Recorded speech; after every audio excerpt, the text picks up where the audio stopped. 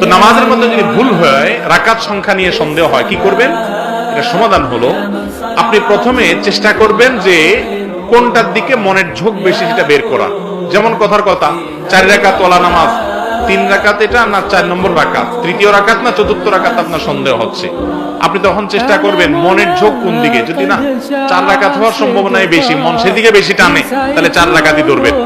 আর যদি মন বেশি টানে 3 রাকাতের দিকে, তাহলে 3 রাকাতেই পড়বেন এবং শেষে সিজদা সৌদিয়ে নেবেন। আর যদি আপনার মনের কোনো ঝোঁক না থাকে, বরং 50-50, আপনি মাঝখানে দাঁড়ায় থাকেন, কোনো হুরদিস নাই, কয় রাকাত করছেন কোনোই খবর নাই, এরকম যদি বেখবর হয়ে যান, তাহলে সেক্ষেত্রে আপনি কমটা ধরবেন। 3 আর 4 হলে 3 ধরবেন, 2 রাকাত না 1 রাকাতের সন্দেহ হলে 1 ধরবেন, অর্থাৎ সবসময় কমটা ধরবেন। ধরে আরেক রাকাত বাড়ায় নামাজ শেষ করে এরপরে শেষে সিজদা সৌদিয়ে নেবেন। তাতে কি হয়ে যাবে? নামাজ হয়ে যাবে ইনশাআল্লাহ।